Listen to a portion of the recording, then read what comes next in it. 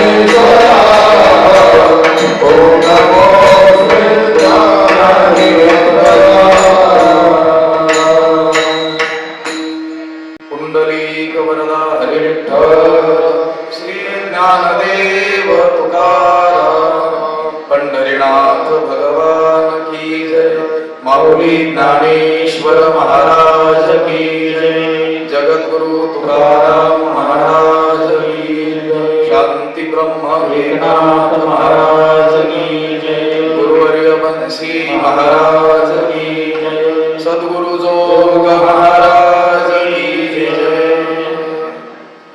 नमामि सद्गुरुं शांतं सच्चिदानंद विग्रहम् पूर्ण ब्रह्म परानंद मीशमालंदि वल्लभम्. नमो सद्गुरु तुकया ज्ञान दीपा, नमो सद्गुरु सच्चिदानंद रूपा, नमो सद्गुरु भक्त कल्याण मूर्ती, नमो सद्गुरु भास्करा पूर्ण कीर्ती.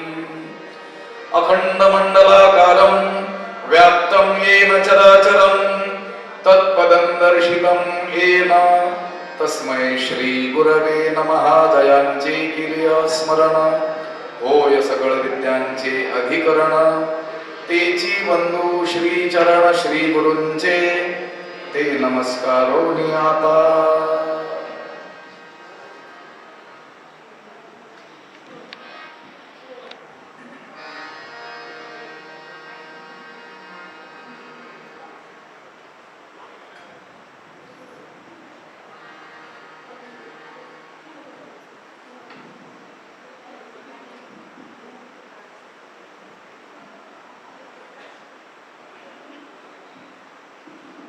भगवती ज्ञानेश्वरीच्या दुसऱ्या अध्यायातील स्थितप्रज्ञ दर्शन या प्रकरणाचा विचार आपण कालपासून करतो आहोत. गीतेचे जे अभ्यासक आहेत त्यांच्या मतानुसार गीतेचा हा दुसरा जो अध्याय आहे तो म्हणजे सूत्ररूपानं असलेली संपूर्ण गीता आहे. जसा 18वा अध्याय हा 18वा अध्यायावर नव्हे एकाध्यायी गीताची आहे. ज्याप्रमाणे 18वा अध्याय म्हणजे सगळ्या गीतेचं सार त्यामध्ये सांगितलेलं आहे, तसंच दुसरा अध्याय म्हणजे सूत्ररूपानं सांगितलेली श्रीमद भगवद्गीता आहे. दुसऱ्या अध्यायात थोडक्यात ज्या गोष्टी सांगितल्या त्याचाच विस्तार पुढे असलेल्या 16 अध्यायामध्ये केलेला आपल्याला आढळून येतो. त्या दुसऱ्या अध्यायातील अत्यंत महत्वाचा भाग ज्याला मामासाहेबांनी असं म्हटलेलं आहे की पारमार्थिक जीवनाची परिसीमा ज्या गुणांमध्ये सामावलेली आहे त्याचं दर्शन म्हणजे हा स्थितप्रज्ञ दर्शनाचा भाग आहे. जसं मनुष्य कर्म करून पुण्यकर्म करून यज्ञादी कर्मे करून मोठा होत होत होत किती मोठा होतो तर ब्रह्मेशाना पर्वते वाढणे नाही जीवाते, ब्रह्मदेवापर्यंत तो जाऊ शकतो. म्हणजे ब्रह्मदेवाचं पद प्राप्त होणं ही कर्माने मिळणारी सर्वात मोठी गोष्ट आहे.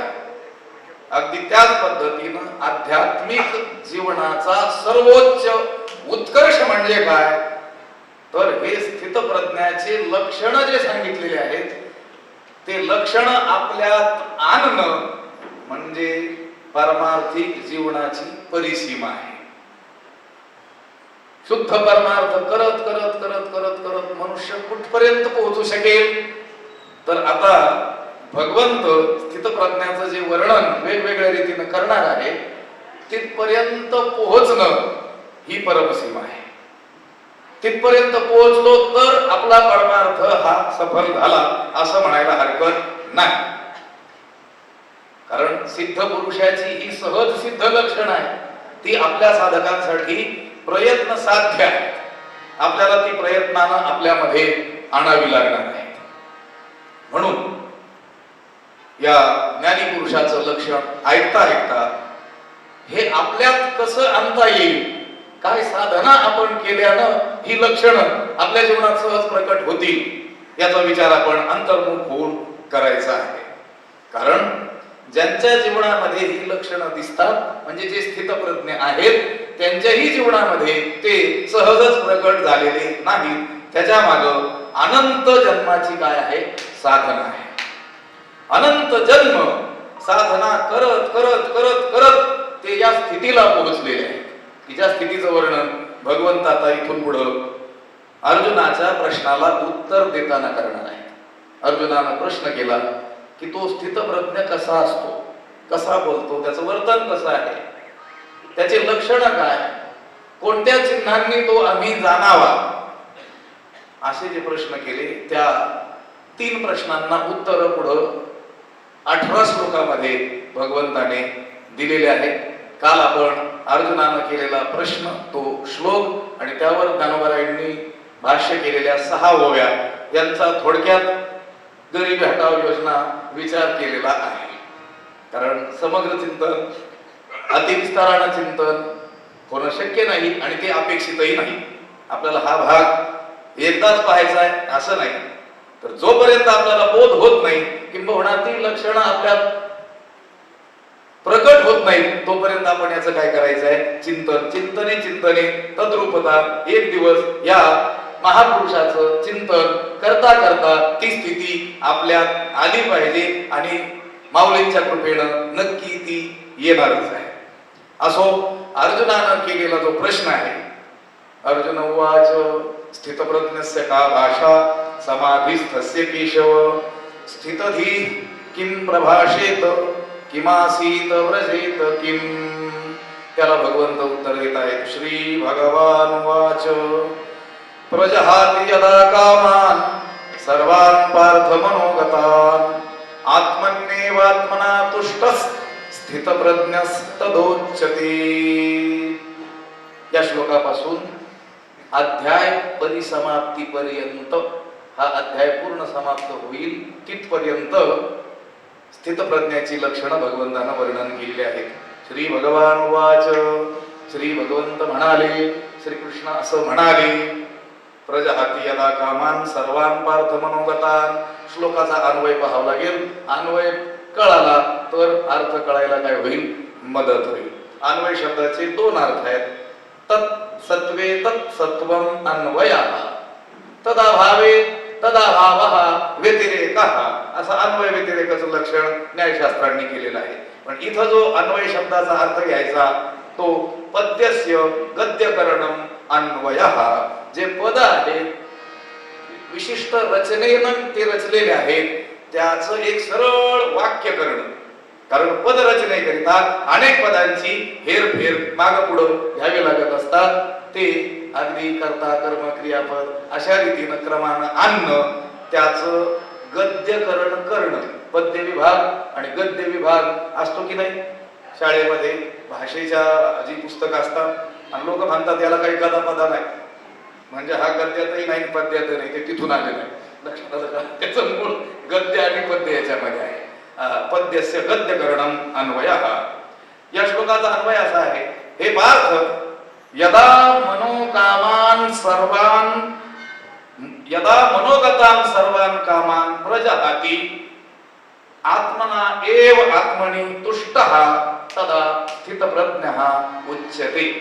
त्याचा अर्थ, हे पार्थ, हे अर्जुना, यदा जेव्हा मनोगतान मनातील सर्वान कामान सर्व इच्छा प्रजहाती प्रकर्षेन जहाती सर्वथा जो टाकून देतो आणि आत्मना एव आत्मनि तुष्टः आणि स्वतःच्याच योगानं स्वतःच्याच ठिकाणी स्वस्वरूपाच्याच ठिकाणी जो संतुष्ट राहतो त्याला स्थितप्रज्ञ असं म्हणतात. दोन गोष्टी या श्लोकामध्ये सांगितलेल्या आहेत. कोणत्या गोष्टी? मनातील सर्व कामनांचा चांगल्या रीतीनं त्याग करणं ही एक गोष्ट, आणि दुसरी गोष्ट आपणच आपल्या ठिकाणी रममान राहणं. अशी लक्षणं ज्याच्यात दिसून येतील त्याला स्थितप्रज्ञ असं म्हणतात. या श्लोकापासून अध्याय समाप्तीपर्यंत स्थितप्रज्ञाची लक्षणं वेगवेगळ्या रीतीनं भगवंतानं काय केलेली आहेत, वर्णन केलेली आहेत. आपण विचार करून आलो. आता ही लक्षणं सिद्ध पुरुषाच्या ठिकाणी सहज आहेत. आपल्याला ती प्रयत्न करून आणायची आहे. खरं बोलणं, काल आपण एक लक्षण बघून गेलो, सत्य बोले मुखे. ते जे बोलतील ते सत्यच बोलतात. पण आता हे लक्षण आपल्या ठिकाणी आणण्याकरिता आपल्याला प्रयत्नपूर्वक खरं बोलण्याचा काय करावं लागेल, अभ्यास करावा लागेल. त्यांच्या ठिकाणी मनातील संपूर्ण इच्छांचा त्यांनी केलेला त्याग हे लक्षण सहज आहे. आपल्याला प्रयत्नपूर्वक एका एका विषयाचा त्याग करून त्या स्थितीपर्यंत काय करायचंय, पोहोचायचंय. तो महात्मा स्वतःच्या ठिकाणी स्वरूपाच्या ठिकाणी संतुष्ट आहे. हे त्याच्या ठिकाणी असलेलं सहज लक्षण आहे. हे आपल्याला आपल्यामध्ये आणण्याकरिता साधना करायची आहे. आपण जे बहिरंग बाह्य वातावरणात विषयांमध्ये या जगामध्ये संसारामध्ये रमलेलो आहोत, स्वरूपाची जाणीव आपल्याला नाही आहे. त्या स्वरूपाचा बोध एखाद्या महात्म्यांकडून आपल्याला करून घेऊन आपल्याला आपल्यामध्येच काय व्हायचं आहे, रंगून जायचं आहे. हे लक्षणं त्यांच्या ठिकाणी काय आहेत, सहज सिद्ध आहेत. श्लोकाचा अर्थ मी आपल्याला सांगितलेला आहे की हे अर्जुना, जो आपल्या मनातील सर्व इच्छा चांगल्या रीतीनं टाकून देतो आणि आपल्याच ठिकाणी स्वस्वरूपाच्या ठिकाणी आपणच रममान होऊन राहतो त्याला स्थितप्रज्ञ असं म्हणतात. ते बघणं आपल्याला मुख्य आहे. कारण श्लोकाचा विस्तार तर भगवद्गीतेचे भाष्यकार असलेले अनेक जे महात्मे आहेत त्यांनी केलेलं आहे. पण आपला काय हा पाठ नाही. मी सांगितलं होतं पाठ आणि कीर्तन याचा मध्य आपल्याला गाठून कथा रूपानं ही गोष्ट आपल्याला काय करायची आहे, समजून घेण्याचा प्रयत्न करायचा आहे.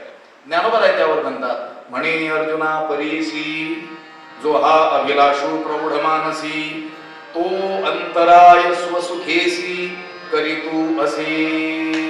म्हणे अर्जुना परीसी, भगवंत म्हणाले हे अर्जुना ऐक.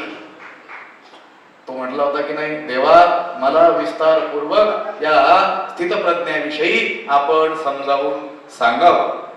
त्याच्या त्या प्रश्नानं भगवंत संतुष्ट झाले आणि पूसपा उन्मेखे मनाची, मनाच्या उल्हासानं आनंदानं कोणतीही शंका न बाळगता तुला स्थितप्रज्ञा संबंधी जे काय विचारायचं ते तू खुशाल विचार असं भगवंत म्हणाले. मग अर्जुनानं विचारल्यानंतर भगवंत म्हणतात, म्हणे अर्जुना परीसी, हे अर्जुना ऐक, मी आता तुला स्थितप्रज्ञाचे काय करतो आहे लक्षण सांगतो आहे. हे पहा, भगवंताला अर्जुनानं विचारल्यानंतर आनंद याकरिता झाला की भगवंताला ठाऊक आहे की याला सांगितल्यानंतर हा ऐकतो आणि ऐकतो सुद्धा. बरीच माणसं ऐकतात पण ऐकत नाही. लक्षात आलं का? ऐकतात म्हणजे सांगितल्यानंतर त्यांना कान दिलेले असतात, कानाने ऐकू येत असतं, आपण बोललेलं ऐकू जातं म्हणून ऐकतात, पण त्यावर विचार करत नाही, त्यावर वर्तन करत नाहीत म्हणजे ऐकत नाही. लोक म्हणतात आमचा मुलगा ऐकतच नाही, मग काय बहिरा ऐकतो? नाही, ऐकू येतं पण त्यावर तो विचार करत नाही, दुर्लक्ष करतो. पण भगवंताला हे पक्क ठाऊक आहे की अर्जुन हा ऐकतो आणि ऐकून त्याप्रमाणे काय करतो, वर्तन करतो.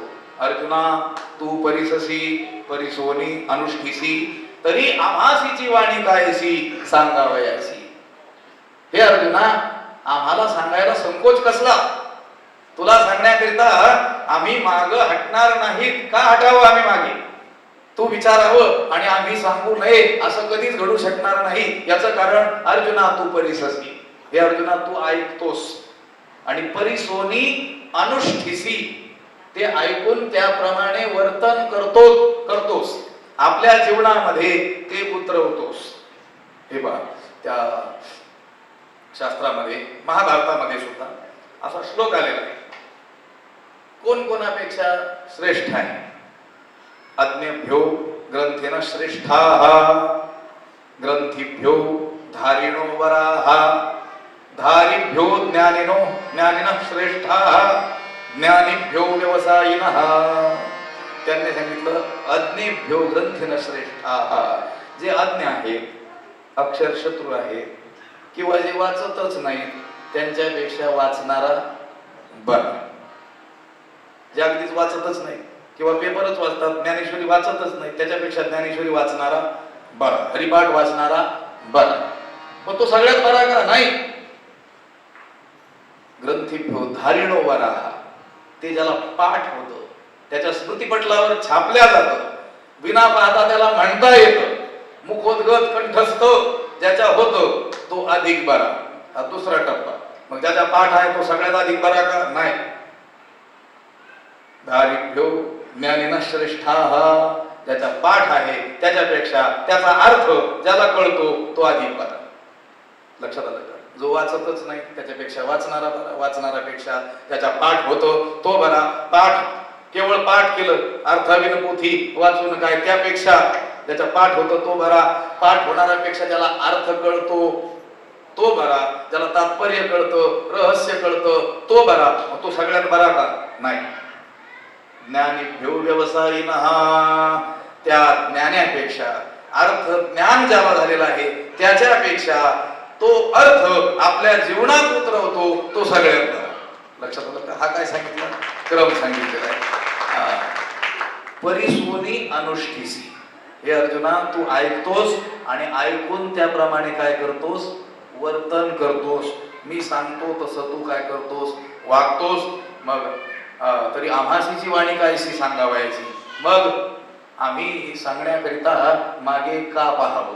तर आम्ही तुला काय करणार आहोत सांगणारच आहोत.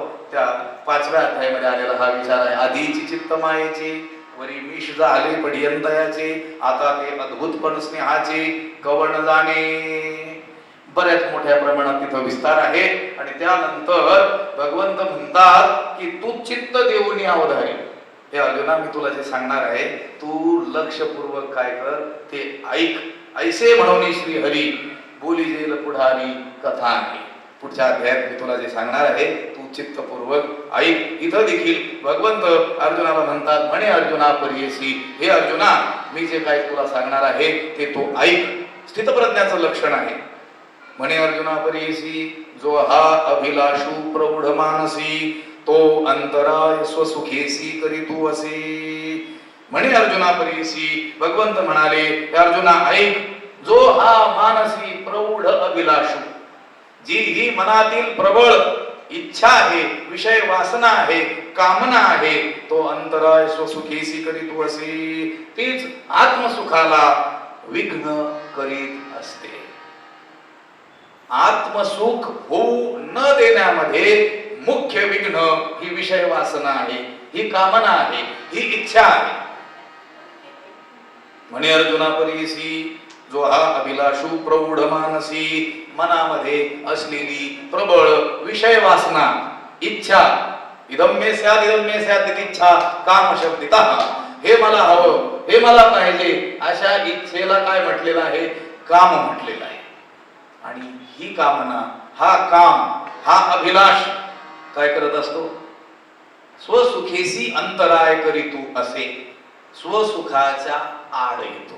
तसं पाहिलं तर प्रत्येक जीव हा भगवंताचा अंश आहे. ममैवांशो जीवलोकी जीवभूत सनातन. हा अंशच काय ते देखील क्रमाने सांगितलेलं आहे.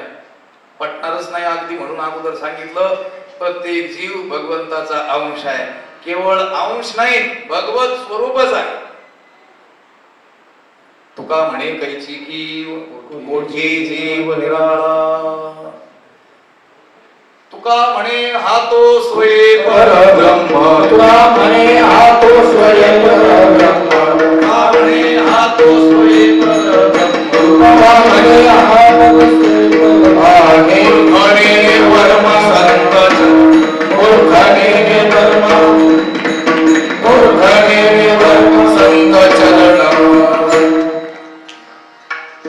मी मग अशी म्हटलोच नाही तरी ही कथा म्हणजे आमचं बसून कीर्तन आहे. तुका म्हणे हा तो स्वयं परब्रह्म, मूर्खने वर्म संत चरण.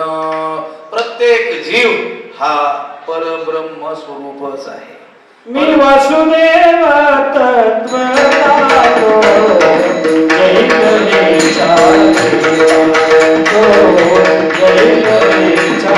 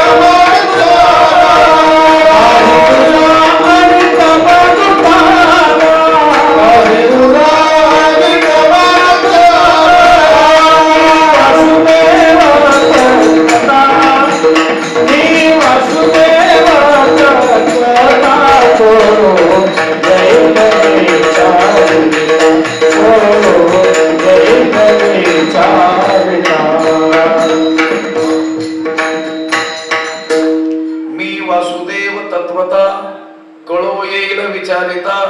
आहे ठाऊका सभाग्य संता नाही तुझा आणि मागुता.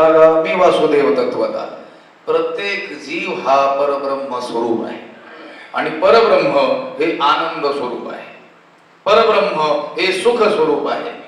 सुख आणि परब्रह्म हे एकाच वस्तूची दोन भिन्न काय आहेत? नाव आहेत. सर्व सुखाचे आगर बाबर खोमा देवीवर. मग प्रत्येक जीव जर परब्रह्म स्वरूप आहे आणि परब्रह्म जर आनंद स्वरूप आहे तर प्रत्येक जीवाचं स्वरूप हे आनंदच आहे. प्रत्येक जीवाचं स्वरूप हे सुख स्वरूपच आहे. मग प्रत्येक जीवाला आपल्या सुखरूपतेचा अनुभव का येत नाही? येत नाही हे तर खरंच आहे. नाहीतर मग सुखाभिलाषेनं विषयाच्या दारात भिकेचा कटोरा घेऊन नित्य कसा काय जीव उभा राहिला असता? सर्व सुखाच्या आशा जन्म गेला, भोगा जन्म नाही गेला. सर्व सुखाची आशा, सर्व सुखरूपता आपल्याला प्राप्त होईल या आशेतच काय केला जन्म. कुणाचा? जीवाचा. कोणत्या जीवाचा? जो जीव परब्रह्म स्वरूप आहे. परब्रह्म कसं? जे सुखरूप आहे. मग प्रत्येक जीव परब्रह्म रूप आहे आणि सुखरूप जर असेल तर त्याला आपल्या सुखरूपतेचा अनुभव का येत नाही? त्याचं उत्तर इथं ज्ञानोबारायांनी दिलेलं आहे. म्हणे अर्जुना परीसी जो हा अभिलाषू प्रौढ मानसी तो अंतराय स्वसुखेसी करीतो असे. स्वसुखानुभवामध्ये अडथळा हा काम करतो. ही अभिलाषा, ही विषय वासना, ही प्रबळ इच्छा ही स्वसुखाच्या अनुभवाच्या आड येते. नाहीतर प्रत्येक जीव हा सुखरूपच आहे. सुख कुठं बाहेर नाही आहे. तैसा हृदयामध्ये मी रामू असता सर्व सुखाचा आरामो की भ्रांतासी कामो. विषयावरी भ्रांत झाल्यामुळं म्हणजे आपण सुखरूप आहोत याची जाणीव नसल्यामुळे, सुख विषयात आहे अशी विषयाविषयी सुखबुद्धी प्रबळ असल्यामुळं त्या सुखोपभोगाची काय निर्माण होते? इच्छा निर्माण होते. आणि ती इच्छाच आपल्या स्वसुखानुभवामध्ये आड येते. जो हा अभिलाषू प्रौढ मानसी, मनामध्ये असलेला हा प्रौढ म्हणजे प्रबळ, अभिलाषा म्हणजे काय तर इच्छा.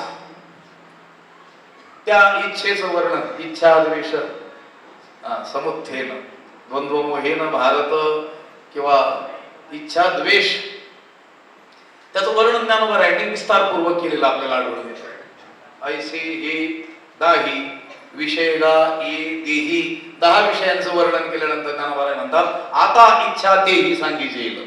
इच्छेचं स्वरूप मी आपल्याला आता सांगतो. तरी भूतले आठवे का बोले काणू दाखवे ऐसियावरी चेतवे जेगा वृत्ती. भूतकाळात भोगलेल्या विषयांचं स्मरण व्हावं किंवा एखाद्या विषयाच्या वर्णनपर शब्दानं कान काय जावे, झाकले जावे, भरले जावे आणि यानंतर त्या स्मृत म्हणजे स्मरण झालेल्या किंवा श्रुत म्हणजे ऐकलेल्या विषयाच्या भोगाकरता जी वृत्ती जागृत होते. इच्छा शब्दाचा अर्थ ज्ञानोबारायांनी केला 2-4 ओव्यामध्ये. इच्छा इच्छा इच्छा म्हणजे तरी काय तर भूतकाळात भोगलेल्या विषयाचं स्मरण किंवा एखाद्या विषयाचं चाललेलं वर्णन, ते वर्णन ऐकून त्या श्रुत किंवा स्मृत स्मरण झालेल्या किंवा ऐकलेल्या विषयाच्या भोगाकरिता जी वृत्ती काय होते जागृत होते. इंद्रिया विषयांची भीती सरीसीच जे गावठी कामाची बाहुटी धरोणिया.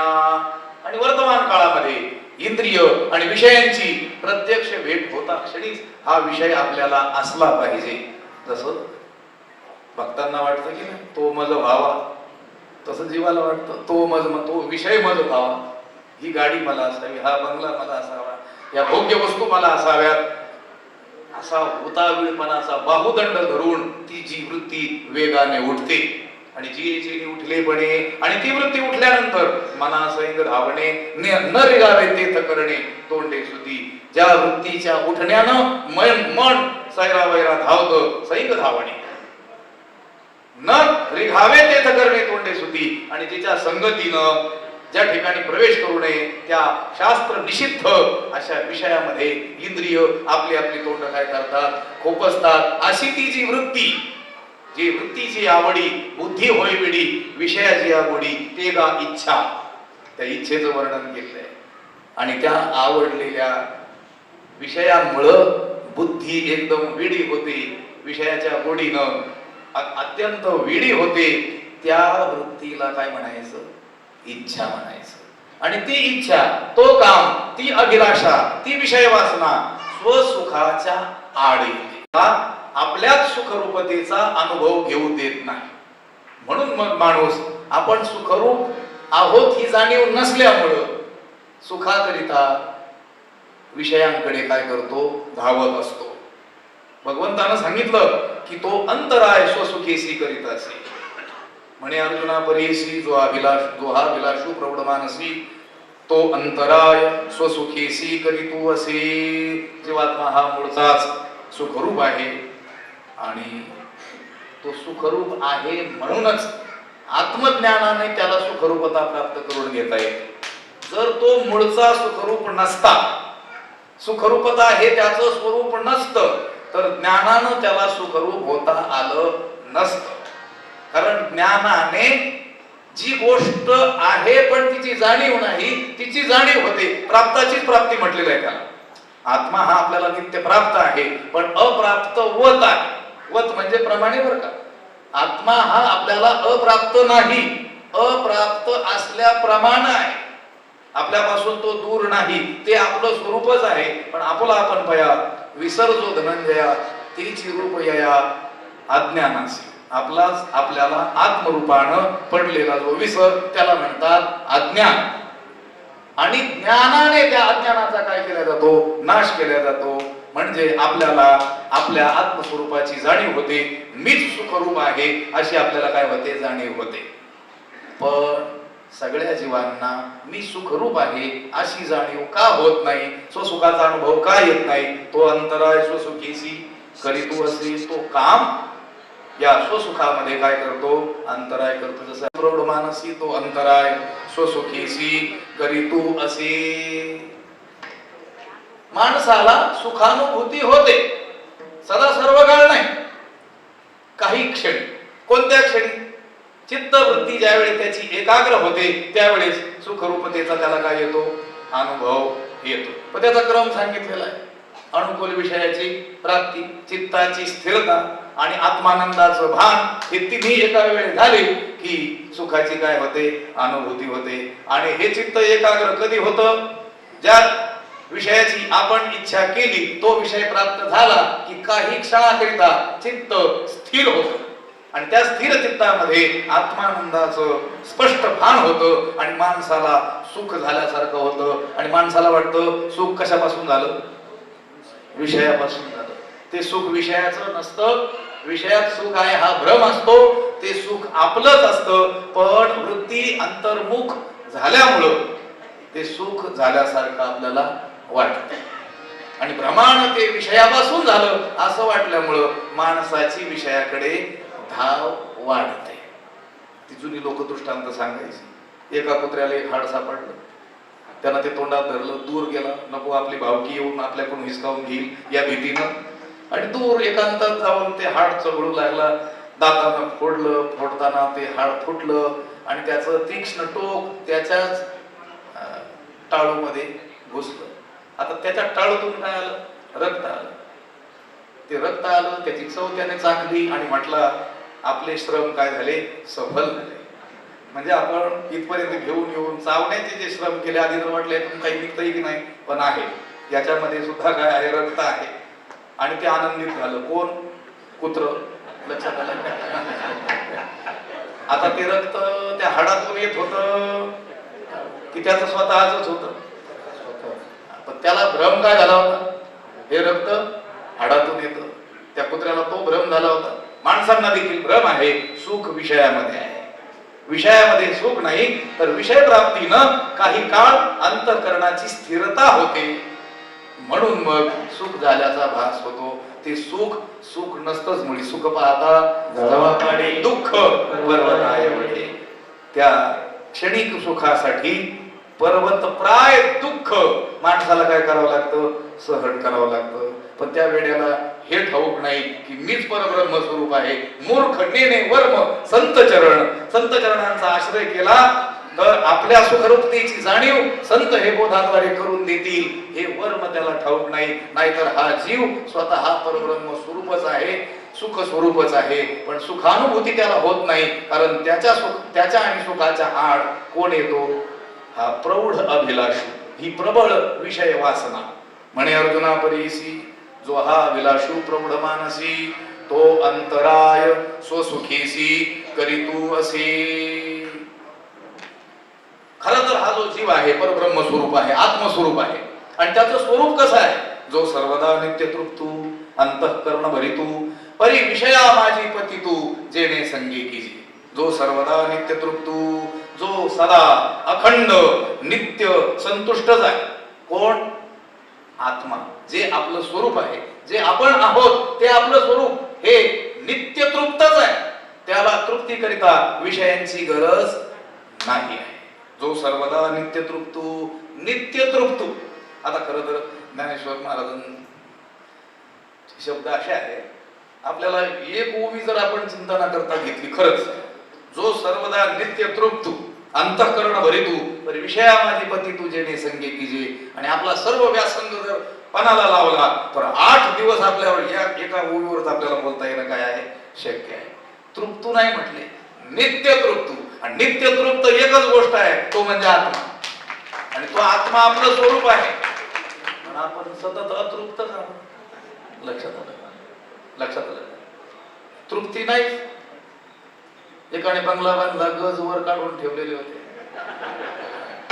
आणि बंगल्याचं नाव दिलं होतं तृप्ती.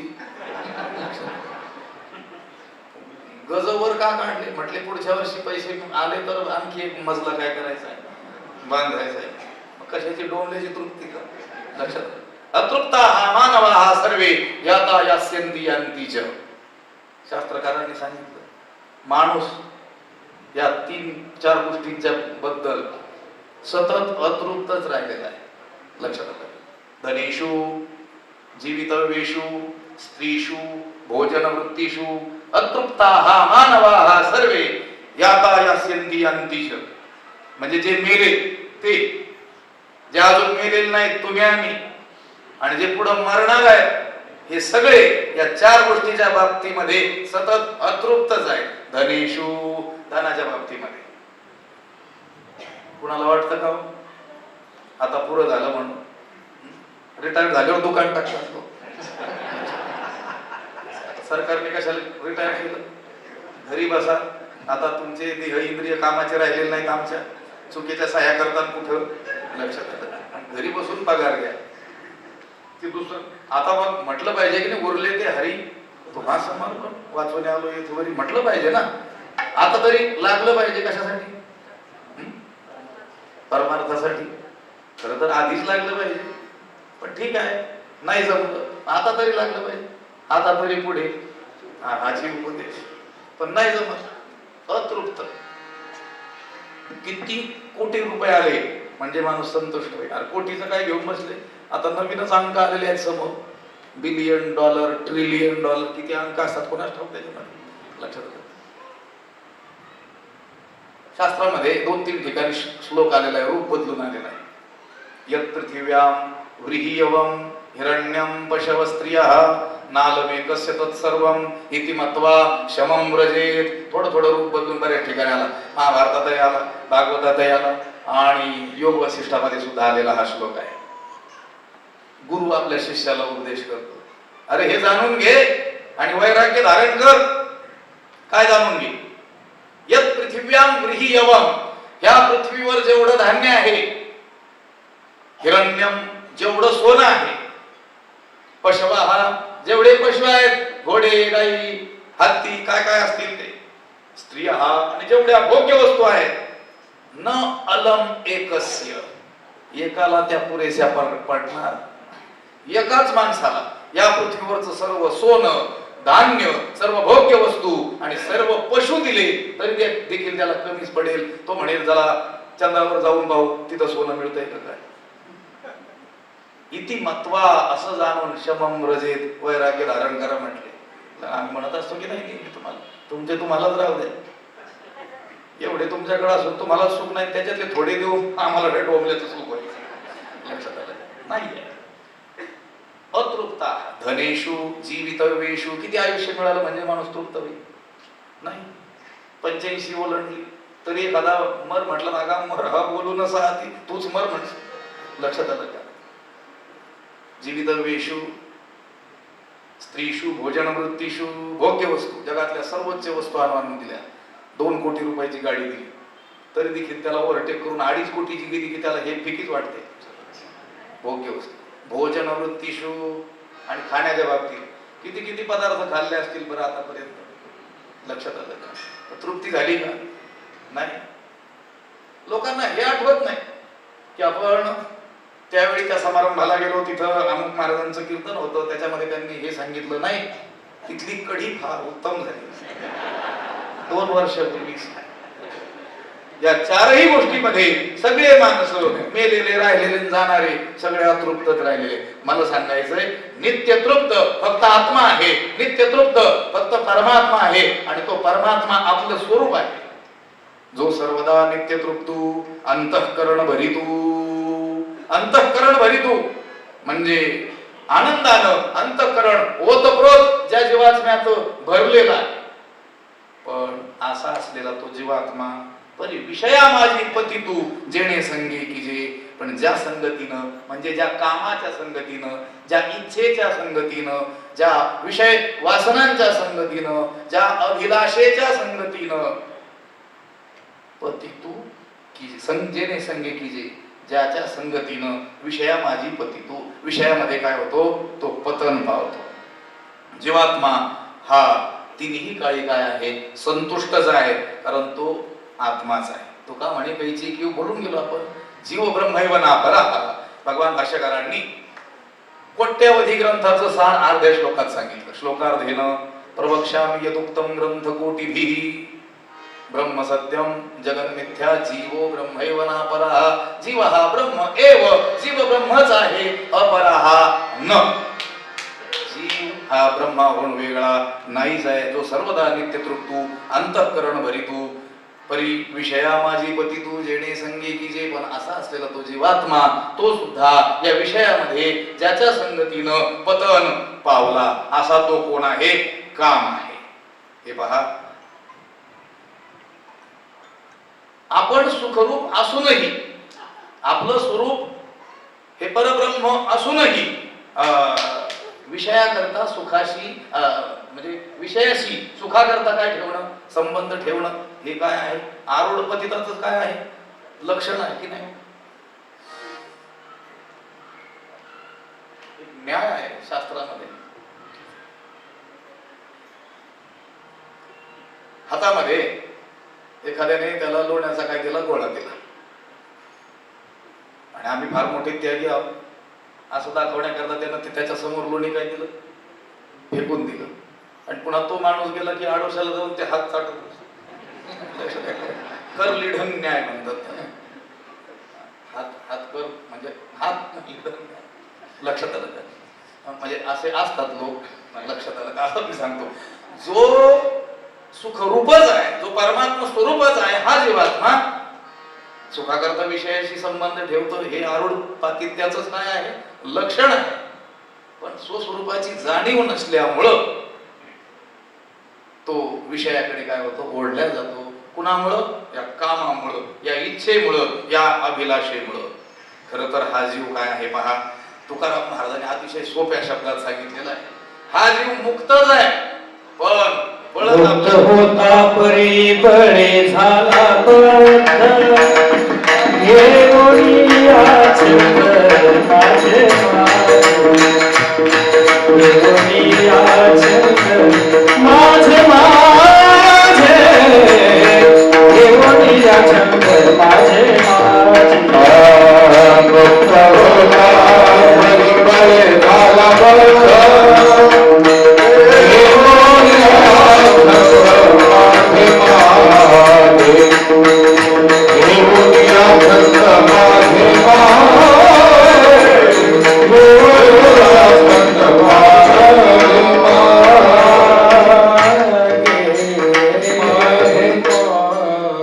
मुक्त होता परी बळे झाला बद्ध. हा जीव मुक्तच आहे, पण बळे बळे तो काय झाला? बद्ध झाला. गोष्ट अशी आहे बा, एखादा मनुष्य साधना करून, ज्ञान प्राप्त करून मुक्त होईल यात नवल नाही. तो बद्ध का झाला हे नवल आहे, कारण तो मूळचा मुक्तच आहे. शास्त्रामध्ये असं सांगितलं, माणूस मरतो यात आश्चर्य नाही. या देहाला नवद्वारे पुरे देही असं असताना तो जिवंत राहतो हे आश्चर्य आहे. तो मरत का नाही हे आश्चर्य आहे. अगदी त्याप्रमाणे माणूस मुक्त होतो हे आश्चर्य नाही, कारण तो मूळचा काय आहे, मुक्तच आहे. बळे झाला बद्ध, पण तो त्याने हाताने स्वतःला काय केलेलं आहे, बांधून घेतलेला आहे, गुरफटवून घेतलेला आहे. घेऊन या छंद माझे माझे माझं मी अहम ममतेची लवड सवडी माते न पवत अहम ममतेची लवड सवडी माते न पवतीची वापडी जन्म मरणाचे दुथडी डहोळी केठी जन्म मरण रूप या तटाला त्यातून वाहणाऱ्या त्या प्रवाहामध्ये ह्या तटाचा जन्मानंतर पुन्हा मरण लक्षात आलं.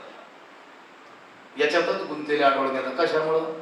अहम ममतेची लवड सोडून लगबगीमध्ये लक्षात आलं. लगबग झाली जीवाला कशाची, अहंतीची झाला, बद्ध झाला. कशामुळे झाला? या अभिलाषेच्या संगतीनं, जेणे संगी की जे त्या कामाच्या संगतीनं. असा तो काम ज्याचा पूर्णपणे गेलेला आहे आणि ज्याचं मन आपल्या आत्म्यातच संतुष्ट आहे त्याला स्थितप्रज्ञ म्हणतात. तो कामो सर्वथा जाये जयाचे आत्मतोषी मन राहे तोची स्थितप्रज्ञ होय पुरुष जाणे. तो कामू वरील 2 ओव्यामध्ये सांगितलेला त्याचं स्वरूप सांगितलं. असा तो काम ज्याचा पूर्णपणे नष्ट झालेला आहे आणि ज्याचं मन आत्मसुखामध्ये निमग्न झालेलं आहे तोच पुरुष स्थितप्रज्ञ आहे असं तू जाणे. तो कामू सर्वथा जाई. काम म्हणजे इच्छा, अभिलाषा. हा काम ज्या वेळेस पूर्णपणे निघून जाईल. कोणता काम?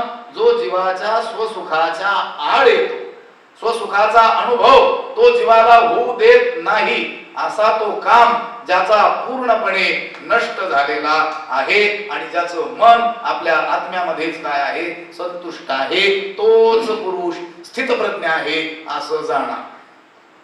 हे पहा, ही सगळी आंतर लक्षणं सांगण्यात येणार आहे. इथं कुठेही ज्याने दाढी वाढवलेली आहे, ज्याने नख वाढवलेले आहे, तो स्थितप्रज्ञ आहे असं सांगितलेलं नाही. म्हणजे तो स्थितप्रज्ञ नसेल असं नाही, पण ते स्थितप्रज्ञाचं लक्षण नाही, कारण त्याच्यासाठी काही अट्टहास करावा लागत नाही. लक्षात आलं? ज्ञानोबा हे असंच सांगतील. कधीही श्री गुरु निवृत्तीनाथांचं वर्णन ज्ञानोबारायांनी ते उंच आहेत, ठेकणे आहेत किंवा त्यांचं नाक सरळ आहेत, गौरवर्ण आहेत, कृश शरीर आहे असं कधीच केलेलं नाही.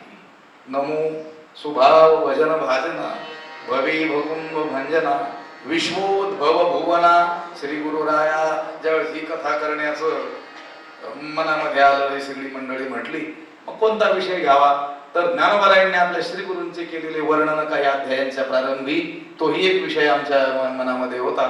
18व्या अध्यायाचं जे मंगल जय जय देव 10 ओव्यात केलेलं आहे, म्हटलं त्याचाही विचार करू, पण नको म्हटलं. नंतर आपल्याला देव देव देव देव करण्याची वेळ नाही आली. लक्षात आलं? जय जय देव प्रबळ विदळिता मंगळ कोळ उगम निगमागम द्रुम फळ फलप्रद. सगळे संस्कृत निष्ठ काय आहेत, शब्द आहेत आणि सगळे सामासिक शब्द आहेत. प्रत्येक ठिकाणी वेगवेगळा काय केलेला आहे, समास ज्ञानोबारायांनी केलेला आहे. मला काय सांगायचंय, स्थितप्रज्ञाची लक्षणं भगवंत जे सांगत आहेत आणि त्याचा विस्तार जे ज्ञानोबाराय करत आहेत ओव्यांच्या द्वारे, याच्यामध्ये बाह्य अंगांचं काही वर्णन केलेलं आपल्याला दिसत नाही. तो कामो सर्वथा जाये. तो काम ज्याचा पूर्णपणे काय झालेला आहे, नष्ट झालेला आहे. कठोपनिषदामध्ये एक श्रुती येते, यदा सर्वे प्रमुच्यन्ते कामा येस्य हृदिश्रिताः अथमर्त्यो अमृतो भवति अत्र ब्रह्म समश्नुते. देह असते क्षणीच तो परब्रह्म रूपाशी एकरूप होऊन जातो. कधी?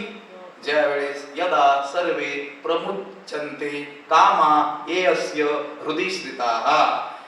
आपल्या अंतःकरणातील सर्व कामनांचा जो चांगल्या रीतीनं त्याग करतो, अथ मर्त्यो अमृतो भवन. भक्ताईसे जाना जे देवी दास भक्त ऐसे जाना जे देवी दास भक्त ऐसे जाना जय देवी दास भक्त ऐसे जाना जय देवी दास गेले आशा पाशनी बनवली गेले आशा पाशनी बनवली विषय तुकांचा झाला विषय तुकांचा झाला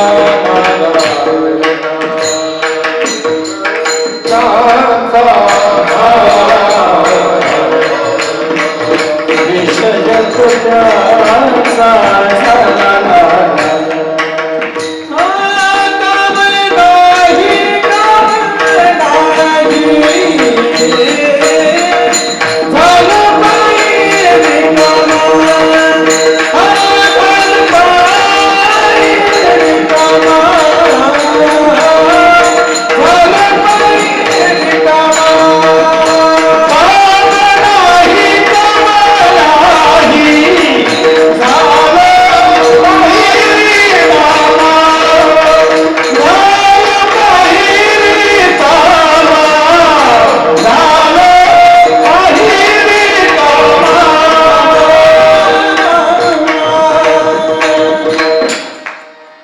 भक्त ऐसे जाणा जे देही उदास गेले आशापाश निवारणी आशापाश ज्यांनी निवारण केले ते कोण आहेत? भक्त आहेत. भक्त लक्षण सांगताना तुकोबारायांनी भक्ताचं हे असं लक्षण केलेलं आहे की ज्यांनी आशा ही संपूर्णपणे काय केली? नष्ट केली. आशा ही समूळ खणोनी काढावी तेव्हाची गोसावी भावे देणे नाहीतरी बरे असावे संसारी भजिती दुसरी करू नये. आशा मारुनिया जयवंत व्हावे तेव्हाची निघावे सर्वातुनी तुका म्हणे जरी योगाची तातडी आशेची बी बुडी करी आधी. आशे संबंधी असलेला तुकाराम महाराजांचा हा एक अभंग आहे. आशा ही समूळ खणोनी काढावी तेव्हाची गोसावी भावे देणे. करीसी देवावीन आस करीसी देवावीन आस करीसी देवावीन आस करीसी देवावीन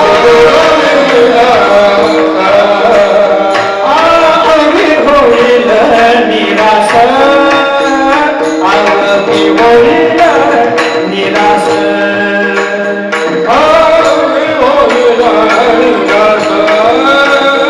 आवी होईल निराश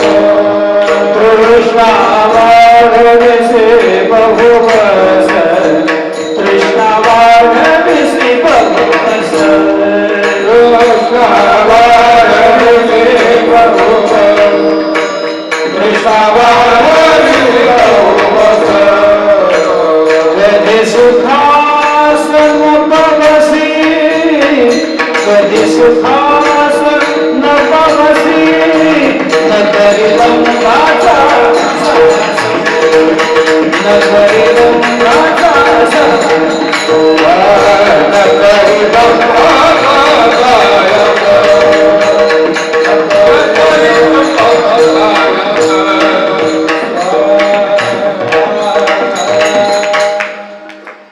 करीसी देवाविणा आस देवा वाचून दुसऱ्या कोणत्या गोष्टीच्या प्राप्तीची जर आशा करशील तर अवघी होईल निराशा होईल. म्हणून आशा करू नये. आशा ही अत्यंत वाईट आहे. मी अभंग सांगितला होता. आशा ही समूळ खणोनी काढावी तेव्हाची गोसावी व्हावे देणे. म्हणजे ज्याला संन्यस्त जीवन जगायचं आहे त्यानं आपल्या अंतःकरणातील आशा ही समूळ मुळासह काय करावी? खणून काढावे. तिचं काय करावं? उन्मूलन करावं. कापून काढावी नाही. नाहीतर वरी वरी पालवी फुडी आणि मुळी जरी उदक घालेली तरी कैसे नाशू निभजे तया मग आडवीने अंगे फाके लक्षात आलं का? ज्ञानोबा म्हणतात आणखी तो काय होतो, बहारला जातो. आशा ही समूळ खरुनी काढावी, तेव्हाची गोसावी व्हावे तिने. नाहीतर मग तुम्हाला संन्यासी होण्याकरिता कुणी काय आग्रह धरलाय काय? नाही तरी बरे असायचं. नाहीतर मग संसारातच आपलं लेकरा बाळात असावं. म्हणजे ती दुसरी करू नये, दुसरी करू नये, दुसऱ्याची अजिबात करू नये. असं आहे. आशा गेले आशा पाश माग बी जाता आलं पाहिजे. गेले आशा पाश निवारुणी.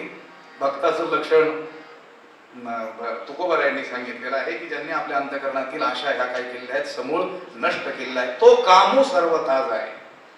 तो काम, ती कामना ज्याच्या अंतःकरणातून समूळ नष्ट झाली. मी कठ श्रुती आपल्याला सांगितली होती, यदा सर्वे प्रमुच्यन्ते कामा यस्य हृदिश्रिताः अथ मर्त्यो अमृतो भवति. लक्षात आलं का? मर्त्य असलेला पण तो अमृत स्वरूप होतो, ब्रह्मस्वरूपाला तात्काळ प्राप्त होतो, जर त्यानं आपल्या अंतःकरणातील समूळ कामनांचा काय केला, त्याग केला. तर हे पहा, तुकाराम महाराजांनी एका ठिकाणी सांगितलेलं आहे की आम्हाला लाभ झाला, ब्रह्मादिक जया लाभाशी ठेंगणे. ब्रह्मदेवादिकांना सुद्धा जो लाभ झाला नाही तो आम्हाला काय झाला, प्राप्त झाला. बळी भले आम्ही शरणागत, आम्ही देवाचे शरणागत झालो आणि त्याने आम्हाला काय झाला, मोठा लाभ झाला. तुम्ही हा ब्रह्मदेवादिकांना न होणारा लाभ होण्याकरिता काय केलं? ब्रह्मदेवादिकांना सुद्धा जो लाभ झाला नाही तो लाभ आम्हाला झाला. तो लाभ प्राप्त होण्याकरिता आम्ही काय केलं, कामनेच्या त्यागी भजनाचा लाभ झाला. पद्मनाभ सेवारुणी. आम्ही आमच्या अंतःकरणातील सांसारिक कामनांचा समूळ त्याग केला आणि आम्हाला भगवत प्राप्तीचं साधन असलेलं जे भजन त्याचा काय झाला, लाभ झाला. एवढंच नव्हे, वरतून लक्षात आलं का, ओव्हर टाइम काय त्याला आणखी काय शब्द वापरायचा,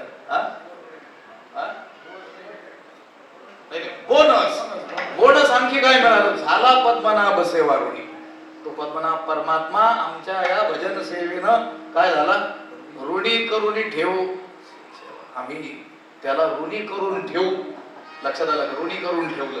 लक्षात, आमचं त्या देवावर काय झालं, ऋण झालं.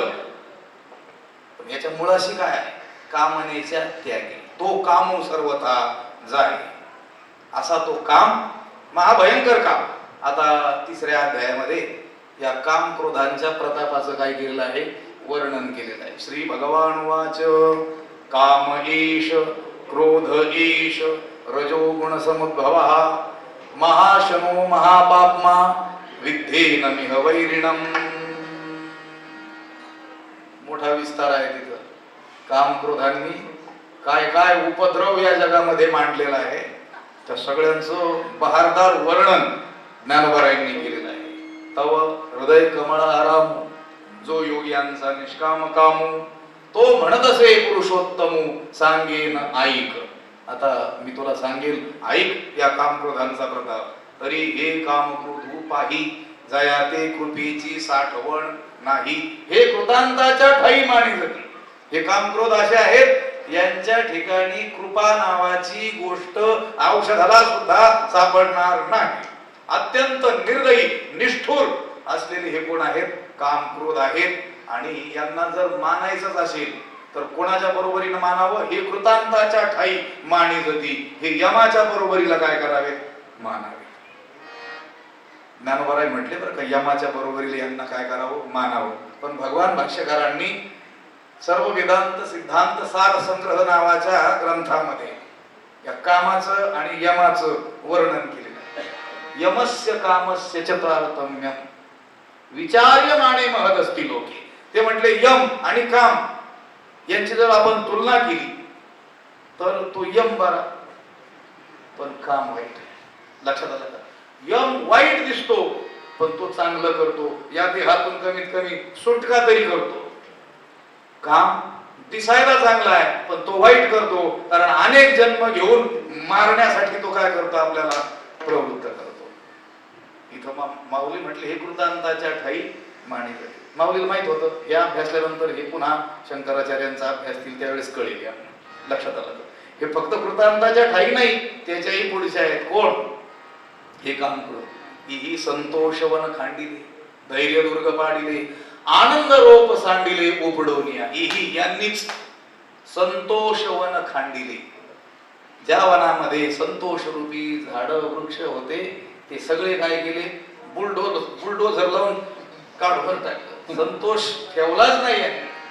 म्हणजे हे मनात उदित झाले की माणसाचा संतोष नष्ट झाला समजायचा. कोण काम आणि क्रोध ही संतोषवन खांडिले धैर्य दुर्ग पाडिले.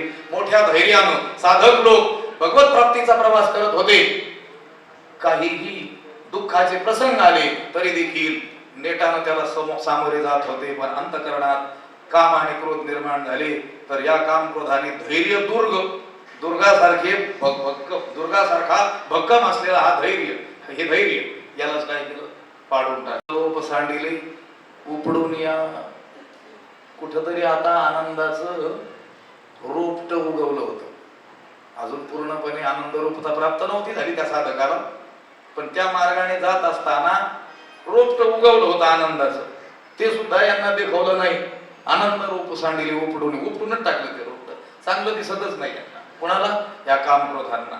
बोधाची रोपे लुंचिली बोधाची रोप जी साधकाच्या अंतःकरणात लावली होती ती सुद्धा काय केली यांनी दूर टाकली. सुखाची लिपी पुसिली. आता इथं पुसणे शब्द मिटवणे या अर्थी आहे. सुखाची लिपी पुसिली जिव्हाग्री आगी सुदली तापत्रयाची. हे सगळं वर्णन करता करता ज्ञानोबाई म्हणतात हे जेळे विन बुडविती. पाण्या वाचून बुडून मारतात. लक्षात आलं. पाण्यात बुडवून मारलं तर मग ठीक आहे पाण्यामुळे मेलं. पाणी नसताना सुद्धा जेळे विन बुडविती आगी विन जाळीती न बोलता कवळीती प्राणी. लक्षात आलं का. हे घात करतात. ही शस्त्रे विन साधिती दोरे विन बांधिती आणि ज्ञानी अशी तरी वधिती पैज घेऊन. एखादा खूप स्वतःला ज्ञानी समजत असेल ना तर ते पैस टाकून एकमेकात शर्त लावून हजार रुपये पैस टाकून त्याचा काय करतात घात करतात. चिखले विन रोविती पाशिके विन गोविती हे कवणा जोगे न होती अंतवटेपणे. असा काम क्रोधाच्या प्रतापाचं वर्णन ज्ञानोबारायांनी केलेलं आहे. पण असा महाभयंकर काम तो कामू सर्वथा जाये ज्याच्या अंतःकरणातून हा समूळ नष्ट झालेला आहे. जयाचे आत्मतोषी मन राही. आणि ज्याचं मन ज्याचं अंतःकरण आत्मसुखामध्ये निमग्न राहतं ज्याचं मन विषयाकडे धावत नाही विषयाचं अंतरंग त्याने जाणलेलं असल्यामुळं विषय हे परिणामी दुःखरूप आहे. विषयामध्ये कोणत्याही प्रकारचं सुख नाही हे जाणलेलं असल्यामुळं विषयाकडे त्याचं मन जात नाही तर आत्मसुखामध्येच काय राहतं नेहमी निमग्न राहतं. त्याच्याकडून कसे काय विषय सांडवले गेले. विषय तर आमच्याकडून त्यागल्या जात नाहीत. विषया वाचून आम्ही क्षणभरही राहू शकत नाहीत. त्यांच्याकडून हे विषय कसे टाकले गेले. तैसे आत्मसुख पाहिले जयासी आपण पाची फावले तया विषय सहज सांडवले म्हणो काय. त्याला आत्मसुख प्राप्त झालेलं असल्यामुळं त्याच्याकडून हे विषय सहज काय झालेले आहेत त्यागल्या गेलेले आहेत. त्याचं मन हे अत्यंत स्थिर झालेलं असल्यामुळं त्याला आत्मसुखाला कोणत्याही प्रकारची उणीव राहिलेली नाही. मन हे निश्चळ झाले की ठाई तया उडे काही निज सुखा. तुकाराम महाराज म्हणतात त्याला आता स्वसुखाला काही कमतरता राहिलेली नाही कारण त्याचं मन हे काय झालेलं आहे स्थिर झालेलं आहे. अवघी आनंदाची आ सृष्टी झाली अवघी आनंदाची आ सृष्टी झाली अवघी आनंदाची सृष्टी झाली अवघी आनंदाची.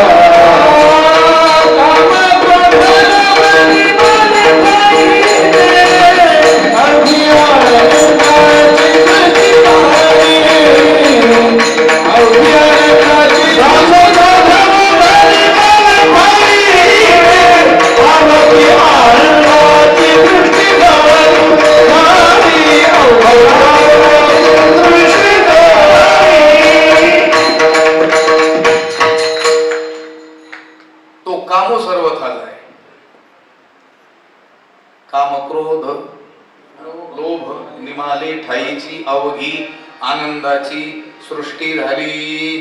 घातले बाहेरी काम क्रोध वैरी बैसला अंतरी पांडुरंग तुका म्हणे देह भरिला विठ्ठले काम क्रोध हे केले घर रीती. काम क्रोध रूपी वैर्यांनी हे आमचं अंतकरण रूपी घर काय केलं रीत केलं. तो कामू सर्वथा जाई जयाचे आत्मतोषी मन राही. त्याचं मन हे आत्मसुखामध्ये काय आहे निमग्न आहे. हे पहा आता तो कामू सर्वथा जाय. काम शब्दाचा अर्थ आपण सांगितलं अभिलाषा इच्छा विषय वासना. लक्षात आलं का? मग ही वासना ज्याची समूळ नष्ट झाली त्याला ब्रह्मरसगुढी काय झाली प्राप्त झाली. ब्रह्मरसगुढी दयासी भावली वासना निमाली समूळयाची. तो कामू सर्वथा जाई जयाचे आत्मतोषी मन राही. तोची स्थितप्रज्ञ होई पुरुष जाणे. या 3 ओव्यामध्ये त्या श्लोकाचं रूपांतरण किंवा स्पष्टीकरण ज्ञानोबरायांनी केलेलं आहे. थोडस ज्ञानोबरायांचं आपण मध्यंतरी भजन करूया.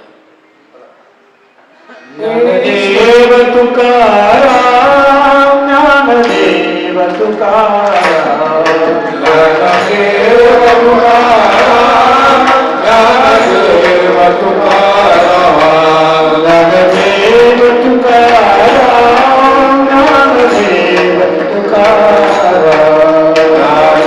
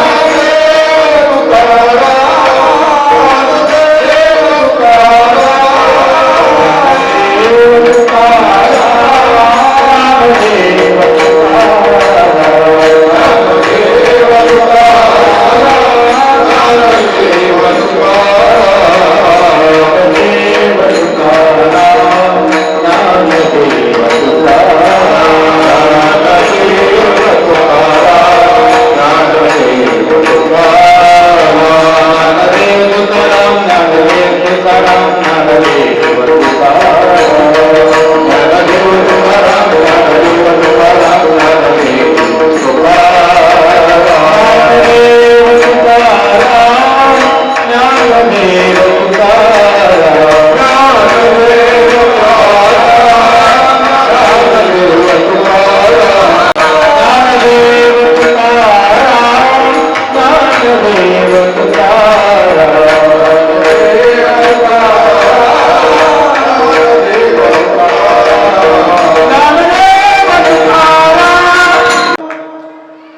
भगवंताने 55व्या श्लोकामध्ये स्थितप्रज्ञाची लक्षणं सांगायला आरंभ केला. त्या 55व्या श्लोकाचा विचार आणि त्यावर असलेल्या 3 ओव्या ज्ञानोबरायांचं भाष्य त्याचा विचार आपण केला. आता पुढचा जो 56वा श्लोक आणि त्यावर ज्ञानोबरायांनी केलेलं भाष्य त्याचा विचार आपल्याला करायचा आहे. दुःखेष्वनुद्विग्न मना सुखेषु विगत स्पृहा वीतराग भयक्रोधस् स्थितधीर मुनिरुच्यते. दुःखेषु अनुद्विग्न मनाः सुखेषु विगत स्पृहा वीतराग भयक्रोधः स्थितधीः मुनिः उच्यते.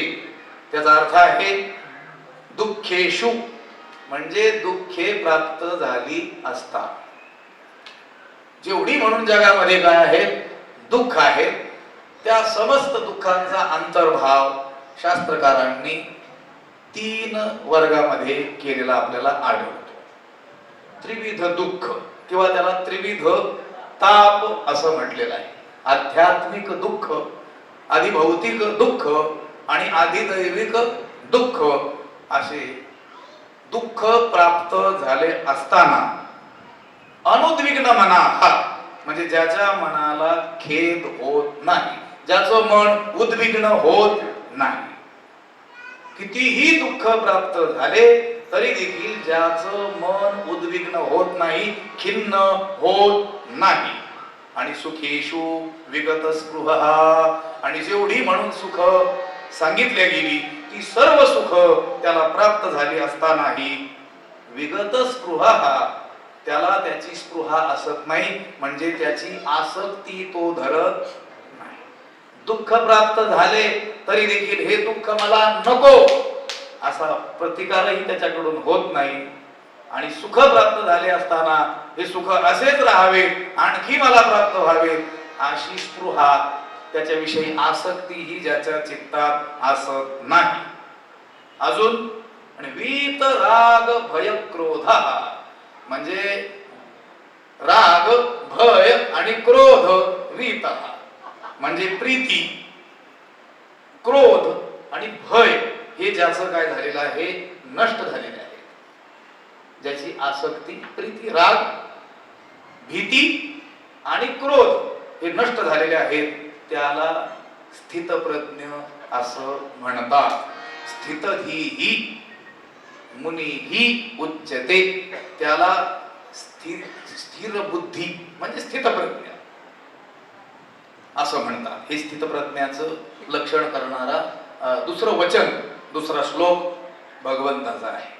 त्यावर आता श्लोकाचा विस्तार न करताना ज्ञानोबरायांच्या वचनांचा विस्तार आपण करूया. नाना दुःखी प्राप्ती जयासी उद्वेगू नाही चित्ती, आणि सुखाची आरती अडपैजेना. नाना दुःखी प्राप्ती जयासी चित्ती उद्वेगू नाही, आणि सुखाची आरती अडपैजेना. नाना दुःखी प्राप्ती, नाना प्रकारची दुःख प्राप्त झाली असताना जयासी चित्ती उद्वेगू नाही, ज्याच्या मनाला खेद उत्पन्न होत नाही. नाना प्रकारचे म्हणजे जेवढे म्हणून दुःख सांगितलेले असतील तेवढी दुःख किंवा त्यातील कोणतीही दुःख जरी प्राप्त झाले तरी देखील ज्याच्या मनाला खेद होत नाही, ज्याच्या मनाला खिन्नता प्राप्त होत नाही. आणि सुखाची आरती अडपैजेना, आणि सुखाच्या प्रबळ इच्छेनं तो कधी अडकला जात नाही. हे सुख अशीच असावी, आणखी मला प्राप्त व्हावी अशी प्रबळ इच्छा त्याच्या ठिकाणी कधी असत नाही. ती इच्छा त्याला अडकून ठेवत नाही. हे दोन गोष्टी, या दोन गोष्टी या ओवीमध्ये सांगितलेल्या आहेत. नाना दुःखी प्राप्ती, नाना प्रकारचे म्हणजे अनेक प्रकारचे, पुष्कळ प्रकारचे, खूप प्रकारचे, लई, लक्षात आलं असे दुःख त्याला जरी प्राप्त झाले, कारण जगतामध्ये नाना प्रकारचे काय आहेत, दुःख आहेत. पण मी बोललो त्याप्रमाणे त्याचा अंतर्भाव तीन दुःखात केलेला आढळतो. आध्यात्मिक, आधी भौतिक आणि आधी दैविक. आता आध्यात्मिक म्हणजे त्याचे दोन प्रकार, शारीरिक आणि मानसिक. शोक मोह मानसिक, आणि ज्वराधिक ताप वगैरे शारीरिक. हे कोणते दुःख, आध्यात्मिक. आध्यात्मिक म्हणजे अध्यात्म संबंधानं, इथं अध्यात्म शब्दाचा अर्थ शरीर घ्यायचे, शरीरा संबंधानं होणारे दुःख आध्यात्मिक. दुसऱ्या दुःखाचा प्रकार आहे अधिदैविक, म्हणजे दैविक कोपापासून होणारे.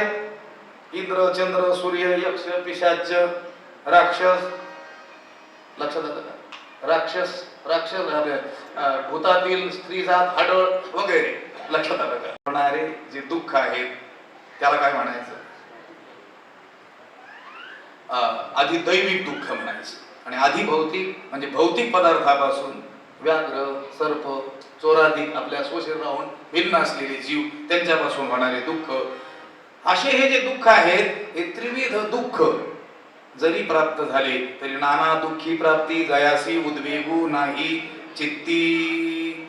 आता असं आहे, आपण सामान्य माणसं, आपल्याला जर दुःख प्राप्त झालं तर आपण काय होतो, कोलमडून जातो, खिन्न होतो, दुःखी होतो. हे माझ्या वाट्याला का आलं म्हणून आपण त्याचा काय करत बसतो, विचार करत बसतो. पण ज्या महात्म्याचा विचार आपण करतो तो याचा काहीच विचार करत नाही. लक्षात आलं? नाना दुःखी प्राप्ती, नाना प्रकारचे, अनेक प्रकारचे दुःख जरी त्याला प्राप्त झाले तरी देखील त्याचं मन उद्विग्न होत नाही. त्रिविध मुख्य आघवी उपद्रवांचे मिळावे, वरी पडिलिया नव्हे वाकुडाजो.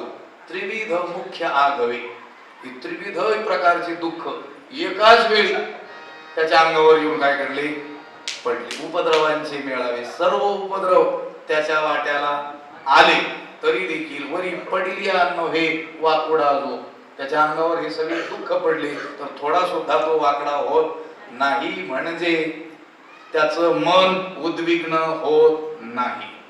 आता मन उद्विग्न न होण्याचं कारण, ज्या मनानं हे सुख दुःख जाणली जातात, कारण चित्ता सुख दुःखे कळो येते.